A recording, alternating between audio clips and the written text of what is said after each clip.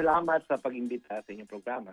Opo, hindi pa man ho na ipatutupad itong pagtatanggal po ng mother tongue, no, bilang yung mode of instruction po sa grade 1 to 3 o kinder to 3. Medyo meron na hong Tinutulan na agad. Oho. Ano ho ba ang pinaguhugutan ng DepEd? Una po sa lahat, bakit po ipatitigil na po bilang mandatory mode of instruction yung mother tongue? Oo.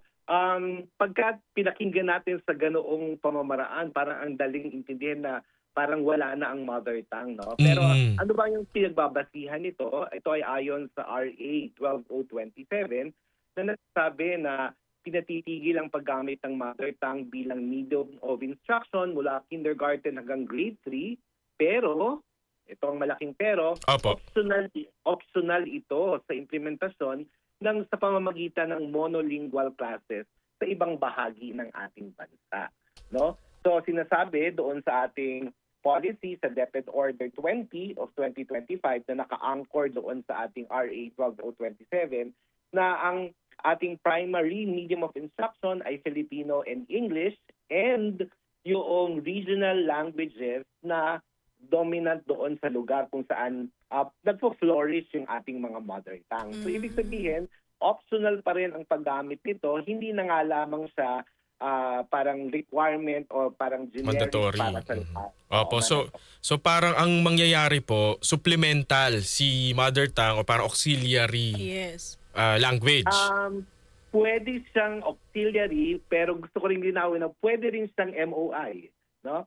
So, doon sa mga lugar na halimbawa sa IPED, no, sa mga indigenous education places, no, na merong indigenous education, pwede pa rin silang gumamit ng mother tongue kung ito ay sinasaad sa mga listahan na provide ng Komisyon ng Wikang Filipino.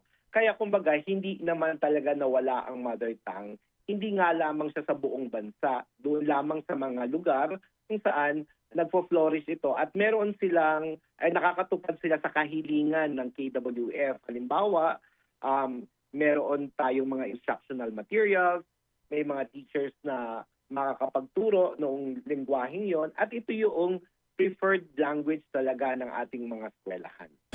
Pero Asek Jerome, kasi may grupo po na dumulog dyan po sa kataas-taas ng hukuman. Ito po yung Tanggol Unang Wika Alliance. Ang sinasabi nila kasi, hindi daw po ito na pag-aralan ng husto at labag daw po ito sa saligang batas. So paano po ito sasalungatin ng DepEd?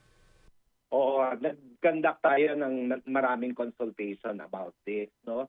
May mga grupo tayong kinonsulta dito. Kasama din natin mismo ang KWF sa ating technical working group, at meron tayong mga experts na nakasama sa pagsulong ng polisiyang ito. Narinig ko na rin yan, no, yung mga argumentong yan, kasi bago ako mag-join ng DepEd, ako ay bahagi ng University of the Philippines, no? Kaya kumbaga kasama din natin yung mga ilan diyan. Pero katulad nga ng nabanggit ko, pinapaliwanag natin na hinanap natin yung middle ground kung saan magagawa natin yung medium of instruction na hindi na isasantabi ang mother tongue, at i-consider natin yung mga Filipino speakers, no, yung mga hindi, kasi doon sa implementation ng mother tongue, yung ibang komento nila masyadong malalim, no? And hindi na iyon yung conversational language na ginagamit ng mga bata ngayon. Yes. And because of the media, they understand more Filipino or English. Pero katulad nga na nabanggit mo, Zander, no, ang regional language ay pantulong, pero doon sa mga areas na talagang nagpo-flourish ang mother tongue, pwede pa rin naman nilang gamitin ito. Ano ang naging advantage? Una po sa lahat, ano po yung naging disadvantage nung ipinatupad po yung mandatory mode of instruction, yung paggamit ng mother tongue sa ilang mga rehiyon po? Kaya po nagdesisyon ang DepEd na hindi na po ito gawing mandatory. Oo. Ito ay halop sa ating mga konsultasyon, no? Sa field at sa mga ilang datos sa ating nakalap. Usually, ang challenges dyan ay yung instructional materials, no? Halimbawa, may mga libro, mother ganun. tongue tayo, na hindi pa ready. Kaya nga ang gusto natin gawin, habang nire-ready, pipili ang paaralan, no, kung ano ang ang wika na kanilang gagamitin. So, pwede pa naman na kung gustong isulong nung ating mga kasama yung kanilang mother tongue sa isang lugar, importante tumutugon siya doon sa kahilingan nga na sinasabi ng batas. Dapat may mga available na instructional materials. Tapos isa sa mga challenges din ay yung teachers, no? Halimbawa sa mga diverse na lugar, iba ang salita ng bata, iba yung salita ng teachers, no? Kaya kailangan i-consider ito. Dapat handa rin yung eskwelahan na meron tayong guro na nagsasalita ng wika na yon sa pagtuturo. At ang isa sa siguro sa disadvantage, kaya gusto kong bigyan ng emphasis, ay naging masyadong top-down ang approach nung nakaraang polisiya.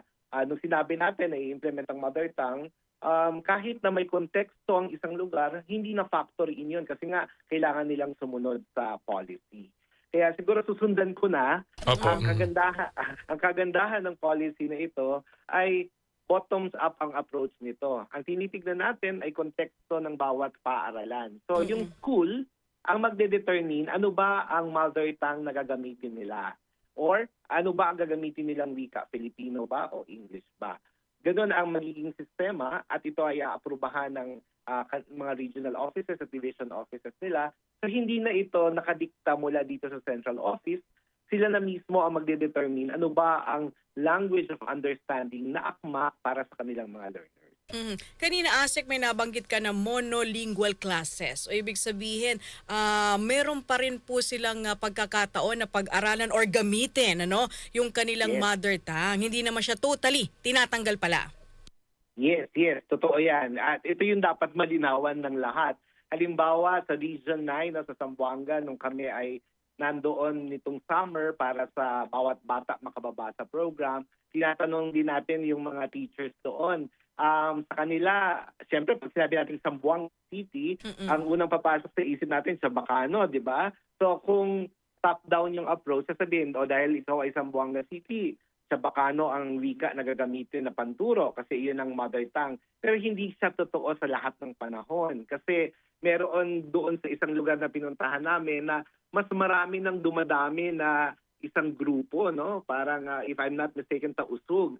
So, mas marami na yung Tausug na nagsasalita doon more than sa Bacano. Kaya, kumbaga, kung gano'n ang konteksto, pwedeng piliin ng paaralan na Tausug ang gagamitin nila kung ito ay compliant doon sa KWS. Ayun ang gamitin nilang auxiliary language or mother tongue of medium of instruction sa kanilang pagtuturo naman sa kindergarten grades 1 to 3. Ganun siya. Kasi kung halimbawa po, nabanggit ninyo, Zamboanga City, maraming uri ng wika. I mean sa Northern Luzon din parang akala mo, Ilocano, biglang may Ibaloy, may Ibanag. Oo, parang medyo na, paano kung yung eskwelahan nasa gitna ng dalawang boundary. Yung kalahati, ganito, yung kalahati, ganyan. Anong gagamitin mo nga naman? So, kaya po inaalis na natin yung ganong mandatory na medium of instructions. Yes. Tama yon. At makukuha natin ito o malalaman natin sa tinatawag na language mapping o sa isang madaling paraan ng pagkaintindi, magsisurvey ang paaralan. So tatanungin ang bata at ang kanyang mga magulang at tatanungin ano ba yung wika na ginagamit nila sa bahay. So kung ganun talaga, lumalabas na merong sapat na bilang ng estudyante na pwedeng na nagsasalita ng wika na yon, pwede silang gawing monolingual class. Ayun yung sinasabi mo kanina. So pwedeng sa eskwelahan, may iba't ibang scenario. Pwedeng the entire school is using Filipino as the medium of instruction. Ginagamit nila ang regional language as auxiliary o pantulong. Pwede rin na halimbawa, merong isang grupo ng halimbawa Ilocano doon sa area, pwede silang mag-monolingual class doon sa loob ng eskwelahan. So, depende sa konteksto ng paaralan kung saan siya nakalocate. Tapos, ASEC since implemented na ito, ano yung feedback ng ating mga estudyante, ng ating mga guro, especially sa mga liblib, mga probinsyang lugar po natin? So far, natutuwa kami sa pagtanggap ng general public on this. Actually, ang sabi nga ng ating mga guro, finally, parang narinig ang kanilang boses. Kasi sila talaga yung humaharap sa classroom. Sila yung nakakaalam ng sitwasyon.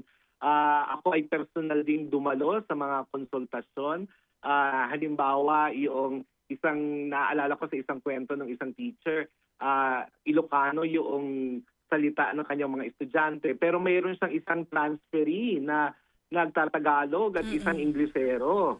So sabi niya, ano ang gagawin namin doon? So syempre, yung nakararami ang gagamitin pa rin ng Ilocano, pero meron silang mga interventions na gagamitin para doon sa ibang learners na hindi kasama doon sa grupong iyon.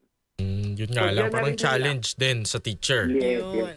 Pero gusto ko palang idagdag na continuous ang ating monitoring. So patuloy pa nating inaalam ang pagtanggap ng ating field para sa bagong polisiyang ito. Opo, Dr. Ben Viaje, can you take us back doon sa taon kung kailan po ipinatupad itong mandatory na parang bilang maging medium of instruction at saka actually parang naging subject din ito, di ba ho? At ano ho yung pinagbatayan nila noon para ho ito ay ipatupad? Oo. Ito ay kasama doon sa RA 10533 o yung ating K-12 law. No, specifically sa K-12 law, sinasabi doon na dapat ang language na panturo ay yung mother tongue ng mga bata at ng lugar. At sa implementasyon nito, katulad ng nabanggit, nakita natin na merong kaunti tayong nakaligtaan. Hindi pa masyadong handa in terms of instructional materials. At katulad ng binanggit niyo kaninang example, halimbawa, yung lugar ay nasa boundary, no? At maraming mga wika ang naghahalo doon. Hindi nakita ito kasi nga top-down ang approach. Kaya ang gusto nating sabihin na itong ating polisiyang ito, ang 4-2-hour bagong batas ay nagbibigay ng laya, no? At we are empowering our schools to determine kung ano yung language of teaching and learning na maaaring akma sa kanilang konteksto. So ibig sabihin ho, yung mga bumalangkas ng K-12 either hindi po nag-approach sa academe o hindi ho nag-iisip. Hindi, joke lang ho, huwag niyo hong sasagutin. Opo, huwag niyo pong sagutin, Asek. Para po, kung may mapapahamak man po ay ako lang. Opo. Pero gusto kong sabihin lang, Sander, na may mga pag-aaral na nagsasabing epektibo ang pagtuturo sa mother tongue. Basta, ang pagtuturo nito ay akma doon sa konteksto, may meron kang materyales, no? At ang teachers ay handa rin sa pagtuturo. Kaya gusto nating bigyan ng balanse na ang mother tongue ay maganda sa pagtuturo, may mga pag-aaral na nagbabanggit nito. Kaso nga lang dahil diverse masyado ang Pilipinas, no? Correct. Opo. Kailangan nating i-consider 'yon. Oo, kasi nung dati ho napunta kami ng Surigao. So Mindanao. Yung driver, Bisaya. So parang siya yung parang nagiging translator, communicator namin. Nung medyo parang nakatakbo na ng mga 2 kilometro, Iba na naman. Bisaya rin yung kausap niya pero hindi raw sila magkaintindihan. Diba? Parang ganun nga ka-diverse. Totoo. Ito, Asek partner. Dito lang sa Metro Manila, konting kembot mo lang, Pampanga. Kapampangan na agad. Kapampangan na agad. Hindi mo naintindihan, di Ni ba? hindi ka nga nagbayad ng toll. Oo. At meron din tayong tinatawag na dialekto, halimbawa, sa Bicolano. Hindi lahat ng Bicolano ay pare-pareho. Yes, merong mga dialekto sa bawat regional languages natin. At minsan, ganun yung nangyari doon sa implementation ng mother tongue natin. Halimbawa, kung sino yung mas malakas na dialect within the regional language, ayun yung ginagamit sa materials. So pagdating doon sa isang lugar, hindi nila naiintindihan, hindi ganun ang tawag sa amin. Ganon. So, ito yung mga weakness ng implementation ng mother tongue. Kaya nga dapat ang materials ay context-based, no? Hindi siya pwedeng yung pangkalahatan. So, kasi may mga dialekto pa sa loob ng isang wika. Wika, yes. Opo. And kung sa bagay, dito naman ho sa Metro Manila, kung ang isang, kunwari po yung subject ay English o math or science na dapat itinuturo sa English, pag medyo hindi po naiintindihan ng estudyante, nagtatagalog din naman ng yung teacher eh. Pero dito sa Metro Manila, hindi siya ganun kahirap ipatupad, Asek, Kasi Tagalog or English lang. English tayo dito eh. Filipino ang ginagamit natin dito. Filipino. Tama. Kasi yung Tagalog ay medyo mas malalim yun. Halimbawa, yung mga nasa Southern Luzon, di ba?